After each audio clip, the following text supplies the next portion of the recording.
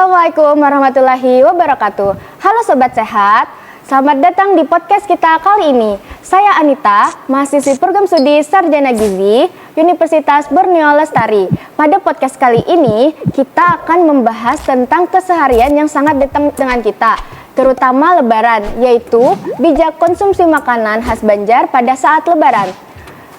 Nah, seperti yang kita tahu, makanan khas Banjar itu sangat menggugah selera banget kan, seperti lontong orari, ketupat kandangan, dodol, dan masih banyak lagi. Nah, bagaimana sih caranya agar kita bisa tetap sehat pada saat Lebaran untuk mengonsumsi makanan-makanan tersebut? Untuk membahasnya, sudah hadir bersama kita Bapak Diki Septianur Hairos, seorang dosen program studi Sarjana Gizi Universitas Borneo Lestari yang akan memberikan wawasan dan tips bijak dalam menikmati makanan khas Banjar pada saat Lebaran. Selamat datang Bapak. Assalamualaikum. Waalaikumsalam. Senang berbagi di sini ya. Bagaimana kabarnya Bapak pada hari ini? Alhamdulillah overall baik, cuma lagi agak flu aja sedikit. Ya, baik Pak. Kali ini kita akan membahas tentang bijak konsumsi makanan khas Banjar pada saat Lebaran. Nah, apa saja sih Pak makanan yang disajikan pada saat Lebaran ini? Gini, sebenarnya makanan ketika Lebaran tuh kan macam-macam. Di setiap daerah itu kan beda-beda, kan? Nah, yang kita bahas hari ini kan adalah makanan khas Banjar ya, ketika Lebaran. Untuk makanan khas Banjar itu juga sangat beragam. Nah, yaitu bisa lontong orari, kemudian ketupat kandangan, kemudian juga ada paliat, kemudian itu untuk makanan beratnya. Sedangkan untuk makanan ringannya seperti klepon, habis itu apa lagi ya, dodol kandangan, kemudian amparan tatak, dan lain-lain. Intinya, makanan khas Banjar itu mencakup 3 hal. Yang pertama adalah pasti bersantan. Santannya itu cenderung kental. Kemudian yang kedua adalah yang manis-manis. Oke. Yang ketiga adalah makanan-makanan yang berbumbu kuat. Nah, tiga-tiganya ini dominan ada di sebagian besar makanan khas Banjar. Seperti yang saya sebutkan tadi. Nah, untuk dari segi gizinya nih, bagaimana sih Pak karakteristik untuk makanan-makanan tersebut? Oke. Sebenarnya untuk karakteristik makanan Banjar ini ya tadi 3 poin. Yang pertama tadi dia berlemak kental, kemudian dia manis-manis, dan juga cenderung berbumbu yang kuat. Oke, akan saya jabarkan satu persatu ya. Untuk yang berbumbu kuat dan bersantan kental tadi seperti lontong orari, kemudian ketupat kandangan, dan juga paliat misalnya.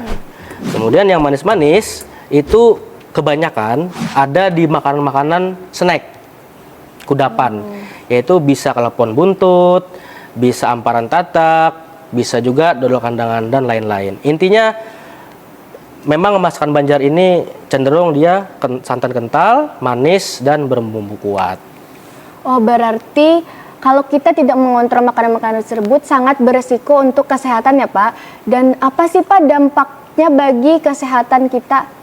Oke, jadi makanan Banjar tadi yang sudah saya jabarkan tadi memang mempunyai dampak ketika dikonsumsi secara berlebihan ya, ketika Lebaran nanti. Yaitu yang pertama memungkinkan terjadinya gangguan pencernaan. Karena masakan Banjar tadi yang saya sampaikan adalah tinggi santan dan berbumbu yang kuat.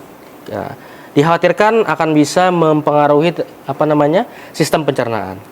Kemudian yang kedua bisa terjadi peningkatan kadar kolesterol. Nah, ketika mengonsumsi makanan-makanan yang tinggi lemak, bersantan, seperti tadi ya, ketupat kandangan, paliat, itu bisa memicu kenaikan kolesterol dalam darah. Oke. Kemudian yang ketiga, mungkin bisa terjadi juga lonjakan gula darah. Kenapa bisa demikian? Karena mengkonsumsi snack Banjar yang manis-manis tadi, itu bisa menyebabkan lonjakan gula darah, terutama pada pasien-pasien yang menderita atau punya riwayat keluarga yang memiliki penyakit diabetes mellitus. Kemudian yang terakhir yang tidak kalah penting adalah bisa memicu kenaikan berat badan. Kenapa demikian? Karena ketika kita tidak memperhatikan makanan yang dimakan ketika lebaran nanti, beberapa hari setelah lebaran akan sangat memungkinkan untuk terjadinya peningkatan berat badan. Karena banyak konsumsi lemak, santan, yang manis-manis bisa menimbulkan kenaikan berat badan. Wah, berarti kalau kita tidak bisa mengontrol makanan-makanan tersebut, maka risikonya akan sangat tinggi dan itu akan memicu kesehatan pada tubuh kita ya Pak? Ya, benar sekali. Maka dari itu, kita harus menjaga kesehatan kita, pola makan kita supaya bisa terhindar dari penyakit ketika lebaran, khususnya setelah lebaran berlalu. Nah, sekarang nih bagian yang paling ditunggu-tunggu, bagaimana sih Pak cara kita untuk menjaga kesehatan agar bisa tetap menikmati makanan khas Banjar pada saat lebaran? Oke, saya ada 6 tips yang bisa dipraktekkan ketika lebaran nanti. Yang pertama adalah bijak dalam porsi makanan.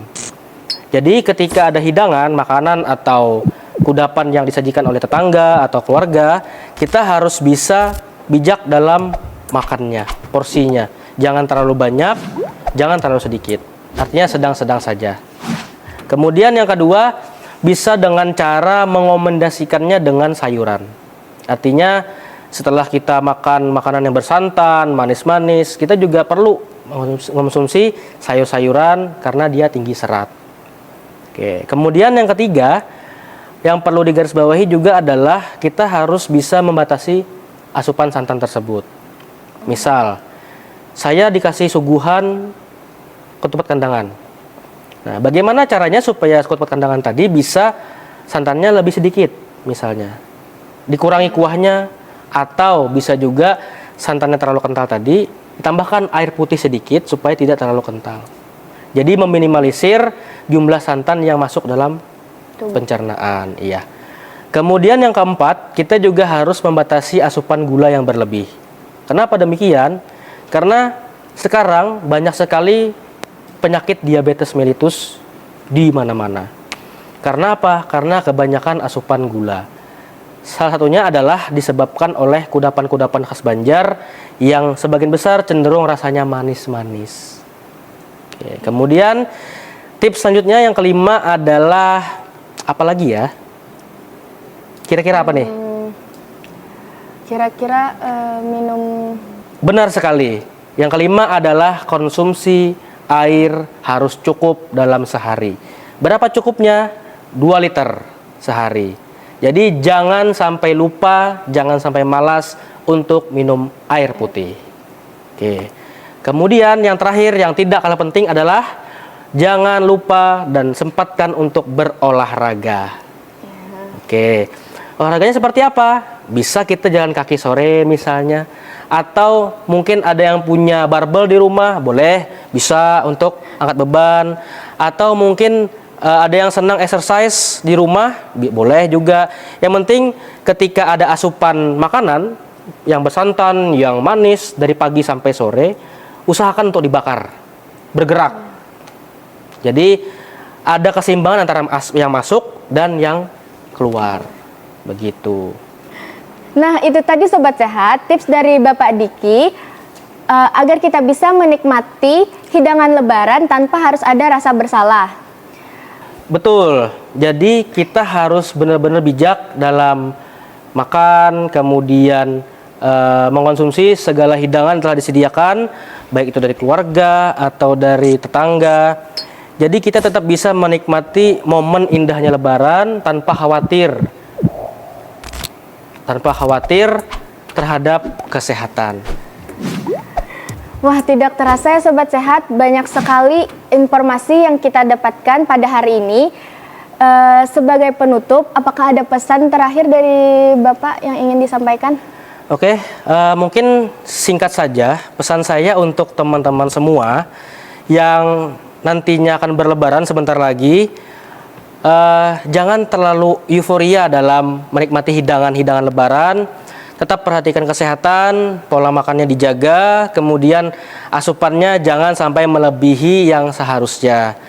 Jangan sampai kita merusak momen lebaran dengan kesehatan yang menurun. Betul sekali. Terima kasih banyak Bapak atas ilmu yang diberikan dan tips yang sangat bermanfaat untuk kita semua. Sama-sama senang bisa berbagi tips dengan teman-teman semua. Terima kasih juga Sobat Sehat yang sudah mendengarkan podcast kita pada hari ini. Jangan lupa untuk tetap sehat dan bijak dalam menikmati hidangan Lebaran. Sampai jumpa di episode berikutnya. Terima kasih juga kepada Sobat Sehat yang sudah menonton podcast kita pada kali ini. Sebelum saya akhiri, saya ada pantun nih. Ibu Hajah pergi mengaji, pulang-pulang bawa bingkisan. Saya akhiri podcast kali ini. Terima kasih, semoga bermanfaat dan berkesan. Wassalamualaikum warahmatullahi wabarakatuh. Kami dari Program Studi Sarjana Gizi Universitas Borneo Lestari mengucapkan Selamat Hari Raya Idul Fitri 1446 Hijriah. Minal aidin wal faizin, mohon maaf lahir dan batin.